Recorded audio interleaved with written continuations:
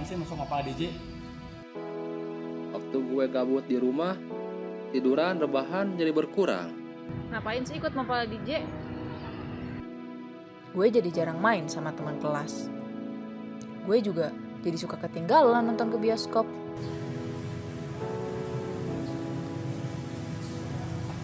Ngapain sih semua pala? Karena ada kegiatan di Mapala, gue jadi gak bisa kupu-kupu, alias kuliah pulang. Tapi semenjak gue masuk Mapala, waktu gue jadi keisi dengan hal-hal yang lebih berguna sih. Ya contohnya gue jadi lebih sering berolahraga, dan jadinya gue jadi lebih sehat. Tapi sejak di Mapala, gue bisa ngerasain traveling yang lebih seru. Kayak banyak naik gunung, mempelajari ilmu tentang alam bebas. Gak rugi deh masuk Mapala, udah banyak banget pengalaman yang gue dapat dari Mapala. Tapi sebagai lebihnya, gue jadi bisa belajar hal lain dan juga berguna. Gue jadi bisa bicara depan orang banyak, gue jadi bisa baca peta, dan juga nulis semua perjalanan gue dalam sebuah cerita. Dari Studio Pusat Inovasi STIMIX Medang, kali ini kita kedatangan tamu keren-keren, ganteng-ganteng ya, tapi sorry masih di bawah saya ya. Ya, dalam program Kilas UKM STIMIX Medang. Dan tamu kita kali ini adalah Diaksa Jagat STIMIX Medang. Oke, bisa diperkenalkan dulu dari sebelah kanan ini siapa? Nama saya Terdula Herman, nama panggilan saya Mongol. Sebelah sana Nama sekarang. saya Ahmad Hadis Agista, nama rimba saya Jahe. Oh, kemudian yang ini yang paling mungil ya. Paling mungil. Paling mungil. Ya, perkenalkan nama saya Nasrul Farulzia, nama lapangan Kang Moh. Tadi ada Mongol ya, Jahe, Iya. Moh. Itu ada sejarah nggak sih di balik nama-nama itu? Kenapa kok ada nama Rimba? Itu nggak dimarahin sama orang tua emang? Ya? Enggak apa. Sebenarnya itu nama dari kampus. Gak sampai ke telinga orang tua kalau. Oh gitu nggak sampai ya? Bisa mau ketemu sama Moh, saha Moh. Nggak, jadi ada sejarahnya nggak? Apa itu emang suatu tradisi setiap anggota Diaksa Jagat tuh pasti punya nama lain gitu ya? Ya bisa disebut juga kata Bapak tadi sebagai tradisi di Diaksa Jagat. Tradisi. Juga sebagai penghargaan atau reward buat anggota Diaksa Jagat yang telah mengikuti pelatihan. Seperti itu, Pak. Ini nah ini kalau Kang saya manggilnya apa enaknya Jahe atau Jahe Jahe aja aja. ya. Kang Jahe 2. Nah ini luar biasa, saya melihatnya sekarangnya Kang Jahe ini kalau nggak salah udah lulus ya. Udah lulus. Nah itu kalau udah lulus keanggotaannya lepas nggak di Diaksa Jagat? Kalau di Diaksa Jagat Pak, keanggotaannya itu seumur hidup. Seumur hidup. Ya, kebetulan seumur hidup. Jadi buat para pendahulu yang udah keluar udah selesai mengurus organisasi, masih berkecimpung di dunia organisasi cuman sebagai dewan penasihat. Oke, jadi Kang Jahe ini biarpun sudah lulus, keanggotaannya tetap. Terus dia fungsinya apa? Kalau udah lulus gitu. Sebagai gimana ya Pak ya? Sebagai pengingat atau pengembali jalur dewan pengurus harian ke jalurnya organisasi. Ke jalur yang benar diingatkan gitu ya. Sebagai dewan penasihat. Jadi nanti kan biasanya kalau misalnya organisasi ganti kepengurusan ya kumaha bosnya aja gitu kan, tapi kalau ini mah enggak ya. Jadi diingatkan ya kamu kembali ke jalan yang benar. Oke. Kalau gitu berarti ada satu misi ya atau visi dari Diaksa Jagat itu sendiri. Karena kalau misalnya dari kepengurusan ya katakanlah ada yang namanya organizing organizing committee dan juga ada steering committee. Katakanlah si Kang Jahe ini itu udah sebagai steering committee. Nah, itu berarti ada visi nih yang selalu diingatkan, misi yang selalu diingatkan dari para seniornya ya atau yang udah lulus tadi. Bisa cerita dulu nggak Kang Moh nih? Kalau tentang visi Pak ya, kalau tentang visi di Diaksa Jagat, boleh dijelaskan Pak? Oh, boleh, silakan. Dijabarkan dulu ya visinya. Ya, dijabarkan. Visi Diaksa Jagat yaitu menjadikan mahasiswa STIMIX Sumedang sebagai kader-kader yang mempunyai ilmu dasar tentang komputer, namun juga sadar akan kelestarian alam dan lingkungan sekitarnya Pak. Jadi gitu. Jadi hubungannya gimana nih antara komputer ya dengan tadi menjaga kelestarian lingkungan? Oh, kalau dihubungkan secara apa ya? Secara rupanya gitu Pak, jelas berbeda ya di dunia komputer dan kebersihan-alaman. Nah, namun di Diaksa Jagat ini kebetulan kampus atau ruang lingkup kampusnya berada di lingkungan IT komputer.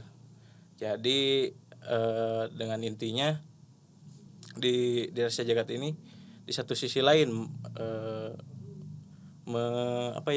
kalau bisa disebut menunjang ilmu di kampus sebagai ilmu komputer yang kayak gitunya, juga tidak melupakan sisi dari ciri khas dari kepencinta alamannya juga Pak. Jadi kalau misalkan ini saya mau nanya ke Kang Jahe nih. Iya. Kang Jahe udah lulus kan, udah kerja juga kan. Alhamdulillah. Naon sih manfaatna ya di waktu kuliah itu berkecimpung di dunia diaksa jagat gitu ya, kadang kita nyebutnya dunia diaksa jagat. Sekarang manfaatnya setelah kamu kerja itu apa sih? Itu kalau ditanya itu Pak banyak banget. Salah satunya mungkin yang sangat bermanfaat di kehidupan Jahe sampai saat ini, yaitu Jahe bisa berpikir lebih luas lah Pak, tidak mengambil suatu keputusan itu satu sudut pandang, menambah wawasan juga di situ, terus jadi tidak pendiam lah. Asalnya saya pendiam Pak. Yeah. Jadi pendiam. Ntar diceritain lah Pak. Sama public speaking dilatih, soft skill dilatih, hard skill juga Pak. Yang paling utama attitude juga Pak. Itu yang paling saya rasakan, yang saya sangat dipakai lah setelah kuliah, yaitu di dunia kerja. Ternyata percuma ketika kita memiliki skill, hard skill, soft skill yang besar, tapi kalau attitude-nya kurang, ya jadi nggak enak lah. Kan ada istilah gini ya, kalau dalam kita berbicara tentang filsafat ya. Iya, Kan yang namanya yang paling susah nih ya adalah mengalahkan diri sendiri. Ya itu. Nah, karena pada saat kita berhubungan dengan orang lain, biasanya kita justru ego kita yang muncul. Nah, tapi ini kan beda kalau kita berada di alam ya. Dan berada di alam berarti di sana terlihat bagaimana kita akan berusaha mengalahkan diri kita sendiri. Jadi mungkin seperti itu ada hubungannya juga ya dengan bagaimana kita berkecimpung di dunia pencinta alam ini. Semester berapa Mal? Saya semester 6 Pak. Semester 6. Kamu nggak iri gitu ya sama teman-teman yang lain, orang lain nongkrong gitu ya di mall, kamu malah lelewungan. Kalau buat saya Pak ya, dari dulu saya semenjak masuk STM saya mulai berkegiatan alam gitu. Jadi pas saya masuk kuliah, terutama di STIM Sumedang, saya tertarik dengan Mapala Jagat ini, jadi saya masuk gitu. Oh gitu. Jadi memang udah suka dari dulu ya. Dari dulu Pak. Oke. Tapi menarik juga ya, saya ikut kegiatan Diaksa Jagat beberapa kali. Jadi berhasil mengemas ya. Jadi rasa kita terhadap kecintaan kita terhadap alam ya. Itu dikemas dalam bentuk suatu kegiatan pop ya. Saya pernah beberapa kali ikutan Kemcer. Ya. Saya waktu itu kebayangnya gini, di atas gunung karaokean. Coba kalau nggak sama Diaksa Jagat, karaokean sorangan di gunung gitu ya. Itu ada ini nggak? Ada latar belakang. Kenapa sih kalian mengadakan Kemcer waktu itu? Sama kamu? Oh, silakan. Sebenarnya sih Pak, Kemcer itu sendiri sebetulnya adalah sebuah rasa syukur kami, juga penyambutan buat mahasiswa baru yang masuk ke STIM Sumedang. Sengaja kita mengemasnya dengan hal yang ceria, dengan hal berkegiatan di alam bebas. Sebenarnya sih cuman ingin mengenalkan Pak, kepada mahasiswa baru nih, ini Diaksa Jagat, ini kegiatannya, dan juga tidak lepas dari satu sisi hiburan, yaitu juga untuk menarik minat Pak ya, minat mahasiswa baru untuk bergabung dengan Diaksa Jagat gitu Pak. Namanya juga camping ceria Pak ya, terus. Ya itu. Jadi merubah kan ini ya. Iya. Kesannya itu ngeri gitu ya, pencinta alam, naik gunung, hubungannya itu ya, lewungan, ya. Tapi ini kita ngemasnya dalam bentuk Kemcer. Berarti kita berhasil ya. Saya melihat Kemcer itu berhasil karena mindset orang itu jadi berubah ya. Dan mengenalkannya dari sisi yang senang dulu. Terus gini, ada satu lagi nih yang membuat saya tertarik ya. Jadi saya tambah kagum nih sama Diaksa Jagat ini. Terima kasih. Kan sebelum kita mensosialisasikan sesuatu pada orang lain tentang kecintaan kita pada lingkungan, kalian malah memulainya dari hal-hal yang paling dekat. Ya, dengan acara naon kemarin teh biasanya rutin bekam gitu ya. bersih Saya kampus. juga waktu itu belum dikasih tahu bekam, baru reum tuh saya gitu kan. Nah itu bisa cerita juga nggak latar belakang dan mulai kapan bekam ini dilaksanakan? Kalau sama saya aja Ya, ya. Kalau bekam Pak dilaksanakannya dari angkatan jahe juga udah dimulai Pak sebenarnya. Tadi latar belakangi karena kita bergerak di bidang kepecidalaman, terus posisi kita ada di kampus Timik Sumedang, mengapa kita berpikir jauh untuk membersihkan yang lain gitu Pak di luar Tapi ada kampus. satu syarat ya, sebelum membersihkan kampus, bersihkan dulu rumah masing-masing gitu. Itu mah udah pasti Pak sama Mama. Tiap hari. Nah, saya dengan rekan-rekan berpikir kenapa sih tidak bersih kampus terlebih dahulu gitu, kampus kita yang dekat yang kita diami tidak bersih kan tidak nyaman juga gitu Pak. Terus kita bergerak di bidang kepencinalan alam dan kelestarian alam juga, ada kata menjaga jadi malu kalau enggak. Tapi lumayan juga loh, keren juga aja maksudnya itu efeknya ya dari efek bekam walaupun itu dilaksanakan seminggu sekali. Tapi itu lumayan menciptakan satu habit baru.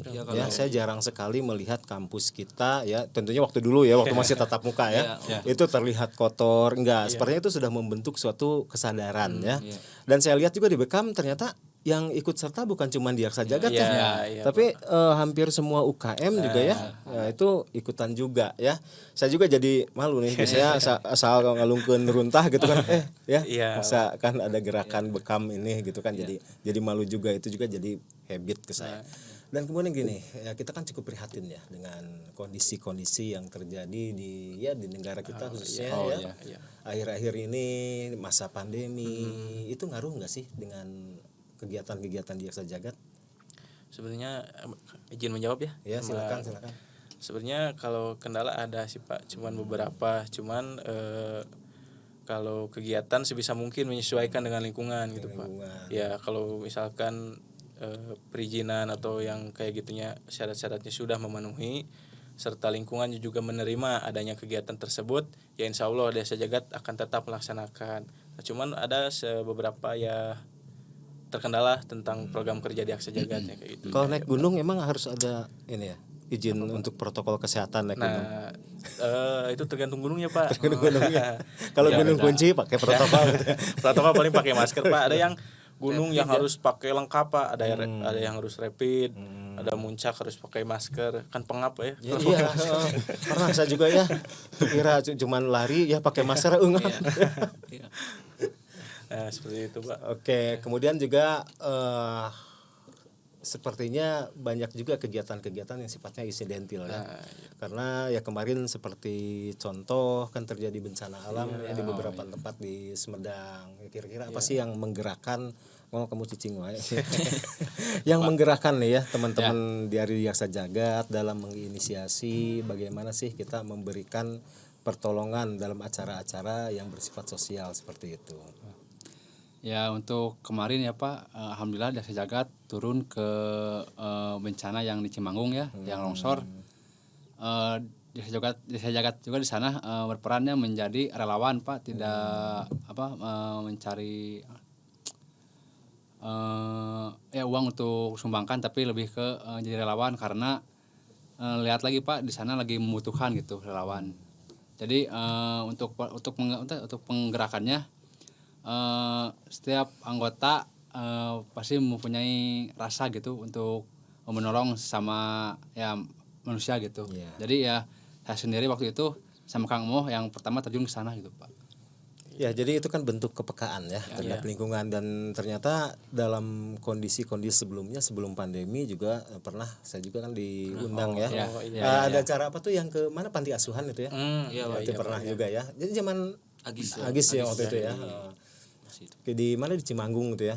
Di daerah Cimanggung. Ya berarti gini ya. Jadi kalau kita berbicara tentang di Aksa Jagat, tidak hanya mikir lelewungan, tidak hanya berpikir tentang naik gunung gitu ya. Tapi juga ada misi sosialnya ya.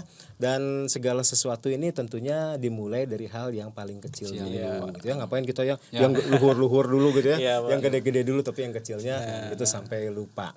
Oh ya, masalah ini juga masalah kan kalau kita naik gunung ya. Ya Pak. Kan berarti kan harus banyak yang harus kita persiapkan nih ya. Udah sering kan naik gunung ya? Sering Pak, sering. Sudah menjadi habit Pak. Naik gunung tuh susah gak sih? Menurut saya enggak sih Pak, nggak susah. Cuman yang harus dipatuhi itu yaitu peraturan sama ilmunya dulu Pak. Peraturan sama ilmunya dulu ya. Dan soalnya gini, kalau menurut saya mah susah banget gitu ya mau naik gunung. Wah, gunung encan capek nah, encan prepare nah gitu ya. Saya juga pernah dulu camping ya, naik gunung ya. Untung dibaturan sama Kang Acut ya. Sama Kang Egi dulu ya. Yaitu yang prepare semua. Ya kelihatan sih gampang-gampang aja ya. Apalagi kalau lihat Kemcar, gampang banget naik gunung gitu ya. Nah, sebetulnya gimana sih persiapan dalam hal ini, maksudnya apa? Ya dalam ilmu naik gunung Pak ada beberapa materi yang harus dipahami, terutama yaitu manajemen Pak ya. Karena manajemen di sini yaitu untuk mendata kebutuhan kita supaya bisa sesuai dengan perjalanan kita yang akan ditempuh gitu Pak. Jadi ada perjalanan ada data waktu, logistik sama transportasi Pak. Jadi gini ya, kalau dalam teori kecerdasan majemuk, Mengerikan. Jadi gini ya, dalam teori kecerdasan majemuk itu kan ada yang namanya kecerdasan spasial. Jadi ketika seorang pencinta alam dia naik gunung harus diprediksi dulu ya. Kira-kira alamnya nih gimana nih, bersahabat nggak nih, enakin mau naik gunung gitu kan. Jangan-jangan tong dipikir kieu. Orang teh naik gunung ngandalkeun kana nafsu, pokoknya saya naik gunung gitu ya. Ternyata ya ada hujan deras, badai kayak apa dan sebagainya. Itu kan harus diprediksikan dulu ya. Harus diperhitungkan dulu. Ya benar nih Moh ya. Jadi harus dihitung dulu lah ya. Tapi gini ada yang menarik ya. Jadi pernah suatu ketika waktu itu angkatan Jahe gitu ya kalau nggak salah. Gimana? Jadi ada mahasiswa ngumpulin tugas tapi dia di privat. Jadi aktivitas dia di Diaksa Jagat. Emang sih kondisi. Jadi dia tuh apa? Bikin tugasnya tuh unik. Bikin kopi di alam terbuka. Nah, bikin kopi di alam terbuka dan memang wah luar biasa, alamnya tuh keren banget. Tapi dia pesan ke saya, Pak, ini tolong jangan dipublish ya Pak ya. Ini saya ngirimnya privat aja ke Bapak. Loh kenapa? Ini kan bagus. Gak gitu Pak, takut viral. Katanya gitu ya. Dan ini menurut pandangan Kang Jahe sendiri gimana nih? Kalau masalah gitu Pak, mungkin dari Diaksa Jagat Pak memang kalau ketika main ke alam, kalau kondisi alamnya masih murni gitu Pak, masih belum jarang lah dijamah oleh manusia. Memang kita untuk publik ke media sosial itu agak tertutup Pak, karena ya takut disayangkannya ini. Ketika tahu itu foto tempatnya di mana dan lain-lain, takutnya nanti bukan menjaga malah merusak gitu. Ada semacam kode etik juga ya. Padahal gini loh ya. Kalau misalkan dari pandangan bisnis ya, kalau misalkan nemu wah tempat halus ya gitu kan, wah di dia tempat halus diviralkan ya kalian jadi gitulah. Tapi nggak nyampe seperti itu ya. Jadi ada semacam kode etik yang memang harus dijaga untuk kelestarian alam. Oke, kita kan tidak tahu ya pandemi ini berakhirnya kapan. Nah, untuk program-program kerja nih dari Diaksa Jagat sendiri, ini dalam aktivitas semasa pandemi ini program kerjanya seperti apa? Di Diaksa Jagat selama pandemi seperti ini Pak, program kerja yang ada di Diaksa Jagat paling menjalankan tahap-tahapan Pak, tahap-tahapan untuk keanggotaan kan ada mahasiswa yang tahun kemarin Pak masuk ke Diaksa Jagat belum sepenuhnya menjadi anggota. Nah sekarang istilah Sunda mah ngeureuy Pak. Ya, dicicil Pak. Jadi melaksanakan hal yang berkaitan dengan internal organisasi dulu. Nah seperti kemarin ada program kerja tentang pengabdian masyarakat ya Kang. Seperti kemarin ya kita menyempatkan waktu sekecil apapun untuk membantu saudara kita yang terkena musibah di Cimanggung Pak, yang kayak gitu. Jadi tapi itu tetap ya mau ada musibah atau enggak kita tetap continue. Yang penting kita ikuti aja peraturan Pak. Di mana itu bertentangan dengan peraturan, mending kita stop aja dulu gitu Pak. Masa pandemi takut nantinya ada apa-apa Pak. Nah, tetap ya bikin program kerja juga disesuaikan dengan kondisi ya. Kondisi, Pak. Oke, ngomong-ngomong ini saya mau melihat beberapa alat nih ya di depan iya. sini. Ini apa, kompas ya? Iya Pak, kompas. Kompas. Oke. Tahu lah ya fungsinya kompas ya. Ya kalau saya nanya lagi ya. Kalau ini Ini HT, HT ya. HT ya. HT. Hati Pak. Bahaya nih. Oke, peralatan standar berarti ini ya. Iya. Peralatan standar yang akan kita gunakan dalam apa? Hanya apakah hanya Navigasi darat Pak. Oh, navigasi darat. Nah, navigasi darat. Navigasi darat atau disingkat NAVDAR Pak itu. Oh, navdar. Ya. Itu materi yang mempelajari agar kita tahu posisi kita di mana nih ketika di alam bebas Pak. Dengan cara melihat lingkungan sekitar, terus diaplikasikan ke peta, bentuk peta, ntar kita tahu posisi kita sedang di mana. Aduh, berarti kalau ngebahas navigasi darat Panjang panjang ya. Panjang, Berarti kan nanti janji nih ya punya sesi khusus nih ngebahas navigasi siap, darat ya. Tapi bisa juga ya buat COD-an gitu ya. Bisa Pak. Sebenarnya ini Koordinat. sebenarnya ini alat buat penunjang Pak. Alat penunjang. Iya, alat penunjang buat berkegiatan di alam bebas di mana kita nanti amit-amit ya terjadi hal tersesat di hutan, pulang lupa jalan pulang atau apa susah komunikasi. Nah, alat ini yang sering dipakai Pak. Ya. Nah gini, kemarin kan ada juga ya dengar berita yang namanya orang mendaki gunung, kemudian mereka itu sakit, nah, apa kedinginan atau hipotermi, hipotermi. Nah itu sebetulnya karena apa sih ya? Apakah karena kurang makan di sana, nggak ada warung di atas gunung? Sebenarnya sama aja ya Pak, bisa dijawab. Ya. Sebenarnya itu banyak sebabnya Pak ya. Kalau setahu saya, kalau salah boleh dikoreksi. Kalau tahapan hipo itu pertama mengenal dulu hiponya. Tahapan hipo itu ada 3 Pak, ada yang ringan, sedang dan berat Pak. Nah itu penanganan juga sama penyebabnya juga beda-beda gitu Pak. Nah kalau yang ringan misalkan masih sadar, masih bisa diajak ngobrol, biasanya penyebabnya mah antara kelelahan Pak, kurang energi, dehidrasi, makan kurang. Cara cara menyembuhkannya pertama-tama kita bisa kasih makanan terlebih dahulu Pak, dan banyak bergerak. Nah langsung yang tahap kedua kalau udah sedang ya Pak, sebisa mungkin jangan ke tempat yang dingin-dingin, harus hangat-hangat lah, nyalain api dan lain-lain. Terus yang ketiga tuh yang paling parah Pak, itu jangan sampai tidur si korbannya. Kenapa tuh kalau tidur bablas gitu? Iya Pak. Menjaga mobilitas Pak. Jadi Berarti itu kaitannya dengan kondisi fisik ya. Intinya Berarti balik dari kata tadi ya, emang ya. Jadi yang namanya mau berangkat Nah itu mendaki gunung itu memang harus persiapan dulu. Pak Ingan, saya pernah lihat video kamu itu lagi lari gitu ya di Cigugur. Iya, Pak. Gimana kernaun? Oh emang latihan fisik juga gitu ya. Kirain cuman buat atlet gitu ya. Enggak Pak. Soalnya naon lamun naik gunung gitu ya capek-capek warung gitu kan ya. Iya Pak. safety hike. Jadi persiapan dulu dari diri kita sendiri gitu ya. Oke, luar biasa ya. Jadi sebetulnya banyak sekali nih yang bisa dibahas ya. Kalau kaitannya kita dengan yang namanya pencinta alam. Karena kan kalau misalkan kita bicara alam ya kita bicara tentang lingkungannya, kemudian kita bicara juga dengan isi lingkungannya. Ya. Karena pernah juga ya dulu gini-gini juga ya, pernah naik gunung waktu kuliah dulu ya.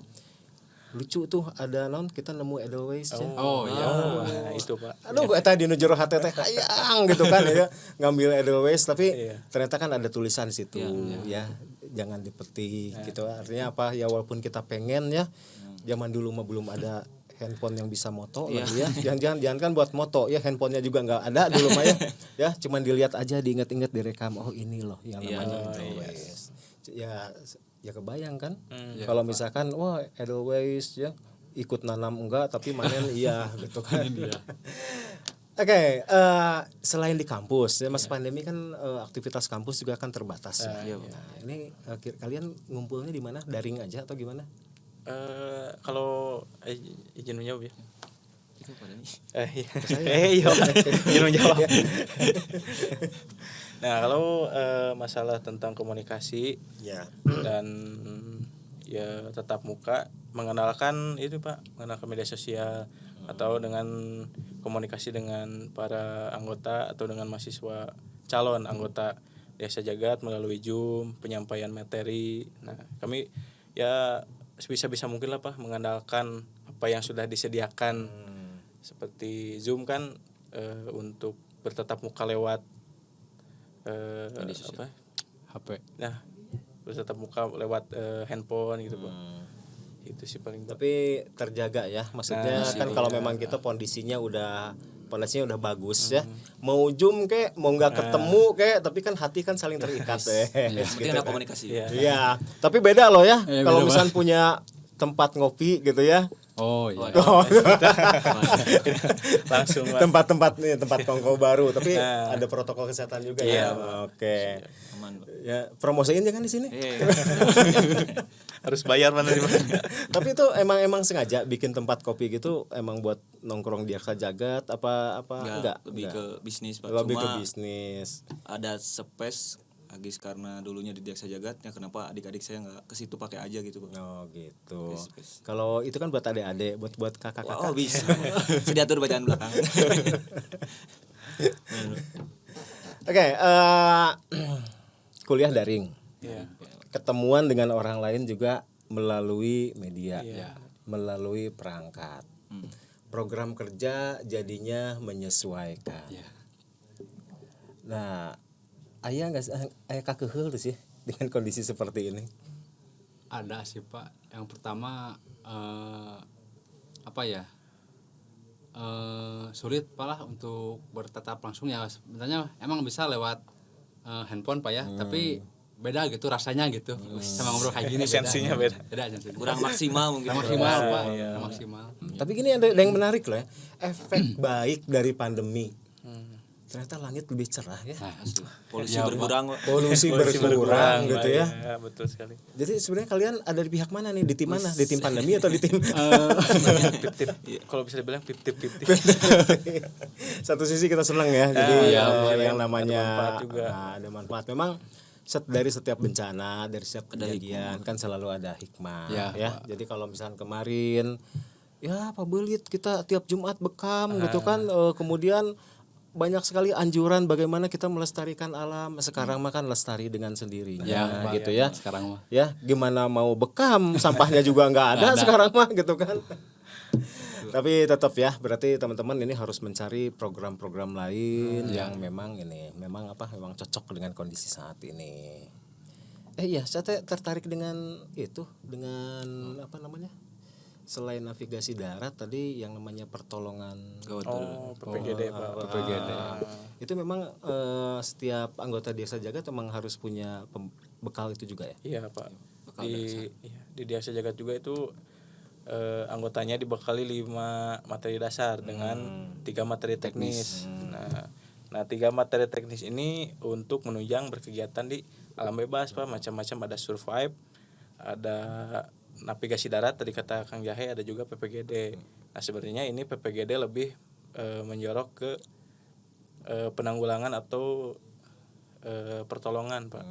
Pertolongan bila mana ada kan namanya alam bebas kayak Pak ya, susah diprediksi, takut ada yang nanti naik gunung kena patukan ular atau terkena tertimpa ranting misalkan atau patah tulang, keseleo. Nah itu kan sering terjadi Pak ya, ketika kita berkegiatan di alam bebas. Nah salah satunya ini bisa digunakan, satu materi ini bisa digunakan sebagai intinya pertolongan.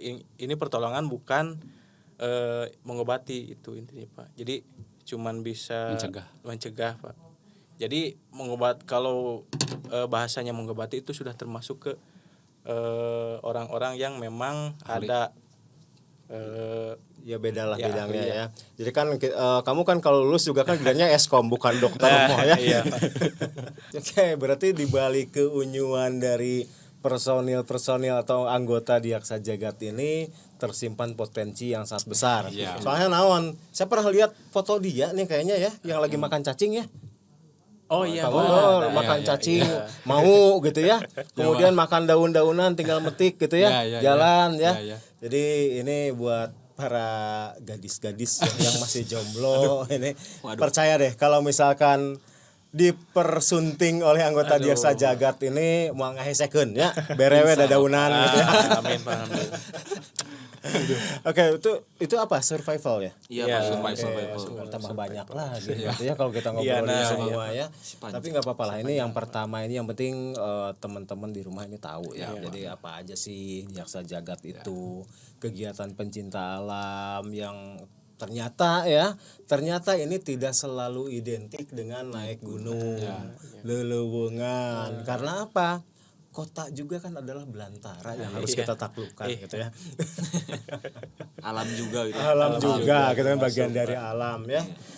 Oke, terima kasih banget nih ya udah nemenin saya ngobrol. Ini kebetulan kan kita sambil menikmati studio Pusat Inovasi STIMIK Sumedang ya, alhamdulillah. Tadi kita anggap aja lah sudah melakukan ngoding tenawan ngobrol daring. Mudah-mudahan ini kan bisa mempererat silaturahmi ya teman-teman anggota Diaksa Jagat yang lama sekali tidak ketemu ya demikian juga dengan alumnusnya ya. Kalau dulu mau ketemu aja tapi sekarang makan susah harus dijadwalkan seperti ini. Mau ada pesan nggak buat teman-teman yang lain? Pesan-pesan buat saya untuk mahasiswa rekan-rekan yang lainnya, selagi sedang COVID-19 ini jangan lupa gunakan protokol kesehatan dan jaga lingkungan sekitar. 3M ya. 3M. Kalau menurut Kang Jahe nih, gimana, ada pesan nggak buat rekan-rekan yang lain ya? Kalau pesan buat adik-adik saya di STIMIK Sumedang karena saya alumnus. Untuk mahasiswa di STIMIK Sumedang, gunakan waktu ketika kuliah dengan baik dan benar. Dipakai dengan kegiatan hal positif, tiru AA gitu ya. Yes. Agar menjadi bekal ketika beres kuliah gitu, Pak. Oke, apa sih gini ya, soalnya naon apa yang kita lakukan di luar ini ya, di luar perkuliahan itu kan yang namanya latihan soft skill ya, banyak sekali yang bisa kita gali di situ. Oke, ingat ya pesan-pesan dari Kang Ginger ya, Kang Jahe ya, yang penuh kehangatan ini. Nah, kemudian sekarang ini ketua kita ya, Kang Moh tuh baik ya, baik banget orangnya ya. Insyaallah, ya, Pak. Segala embung ya, ditawaran makan mau gitu. Oke, Kang Moh nih ada pesan buat rekan-rekan dan juga anggota Diaksa Jagat yang lain. Ya, buat pesan meskipun jarak membentang, meskipun jarak membentang, silaturahmi harus tetap terjaga, Pak ya. Pesan dari saya, manfaatkan waktu selagi pandemi ini, isi kekosongan dengan hal-hal yang positif, dengan menjaga lingkungan sekitar, beserta jaga lingkungan dengan memulai dari hal-hal yang kecil terlebih dahulu. Oke, mulai dari hal yang paling kecil dulu. Oke, luar biasa sekali, senang sekali saya atas tamu-tamu yang hadir di studio Pusat Inovasi kali ini dalam Kilas UKM STIMIK Sumedang. Dan tentunya teman-teman penasaran siapa yang akan hadir di session selanjutnya.